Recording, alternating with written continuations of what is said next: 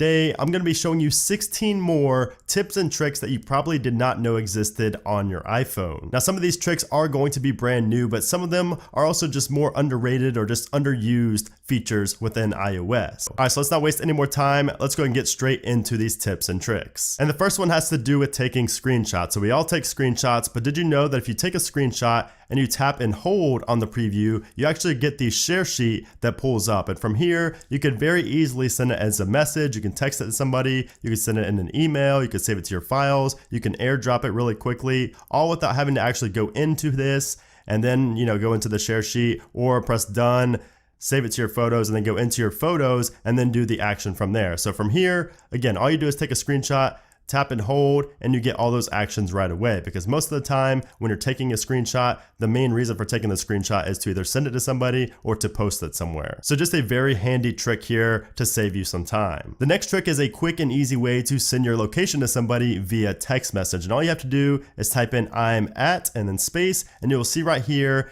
in the autocorrect section right here, it says current location. If you go ahead and click on that, it will automatically send your current location to that person. And obviously sending your location via text is going to be very useful for so many different scenarios, but you can see right here, just last weekend, somebody sent their current location right here because we parked at Universal Studios, a theme park, and we wanted to remember where we parked the car. So all we had to do is type in I'm at, and then just tap on current location right there, and it will automatically pin your current location so we can remember where we parked in the theme park. So that is a very handy and quick way to send your location to somebody via text. The next trick is in Apple Music. And in Apple Music, if you go to your library right here, if you can go to a playlist or anything, all you have to do is 3D touch on anything right here. So say we want to do Hate My Guts, by 3D touch on that, you'll see there's an option here called Create Station. If you go ahead and click on that, it will actually create a station of songs that are similar to the song you just 3D touched on and created a station for. And obviously this is nothing new. You can do this in Spotify and things as well, but a lot of people don't know you can do this in Apple Music. And the thing about it that makes it so great is the stations are actually really, really good. Apple's algorithms for finding music that's very similar to the one that you 3D touched on and created the station for,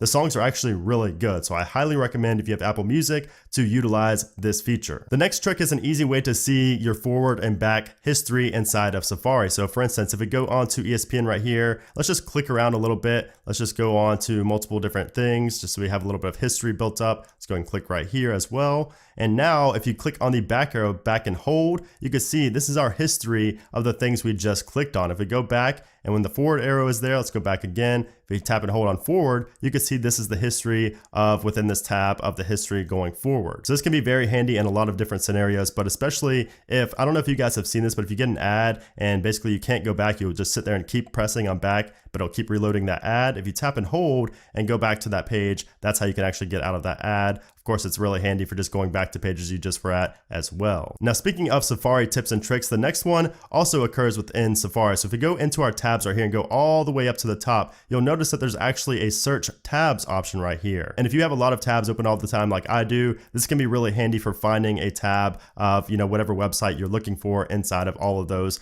different pages you have open. So let's just go ahead and search for something like, we'll just search Dillard's. So you can see I searched Dillard's and there are 3 tabs that match that query for Dillard's. And if we tap and hold on the cancel button up here in the top right, you'll see that I can close all 3 of the tabs matching that query that we just put up right there, Dillard's. So that is really handy. Not only can you search what tabs you have open with a certain keyword, but you can also tap and hold the cancel button to close all of those tabs matching that query. And then just some bonus tips for Safari. If you tap and hold on the refresh button right there, you can see you can request the desktop website, and you can also reload without content blockers if you have those installed. And if you tap and hold on the tabs button in the bottom right, you can close all tabs. You can open a new private tab or a new tab, or you can close this tab very easily. If you tap and hold on bookmarks, this is also a very quick and easy way to add a bookmark. And the final thing I want to show you guys inside of Safari is the autocomplete. So if we start typing right here, you'll notice that we have these arrows on the right. And if we actually click on those arrows, say we want to search for something in Safari, so Safari,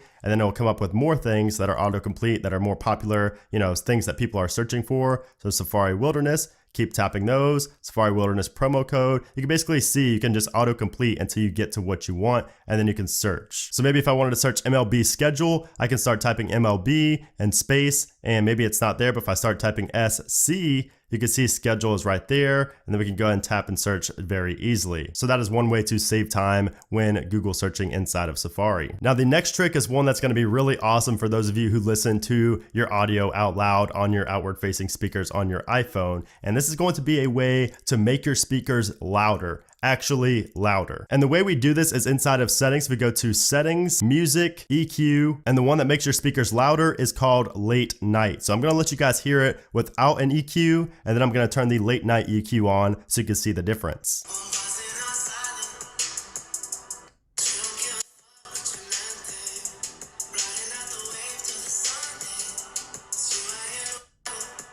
So hopefully you guys can hear that there is a difference in the audio as far as how loud it gets. It is definitely louder when you have the EQ set to late night right here. So did you guys know that you can see your warranty status and your AppleCare status straight from your iOS device? All you have to do is go into settings, general, about, and you'll see if you're updated to iOS 12.2, you will see you have a new section here called limited warranty. And if you do have AppleCare, you will also get a section for AppleCare. If you click on that, it shows the estimated expiration date for your warranty. And again, it will be the same for AppleCare. So that is pretty cool and very handy, so you don't have to go online and log in to see when your coverage ends. So if you guys have a lot of folders and you always see the notification badge up there that shows you have notifications, but you don't want to sit there and scroll through all of the folders or all the applications inside the folder to see which applications have the notifications, you could just simply 3D touch on the folder and you will get the application with notifications showing right there. You can simply tap on it and it will open up that application. So that is a very handy tip for those of you who use a lot of folders on your device. Now, did you guys know that you can tell Siri how to properly pronounce your name if she says it wrong? Let me show you what I'm talking about. Siri, what's my name?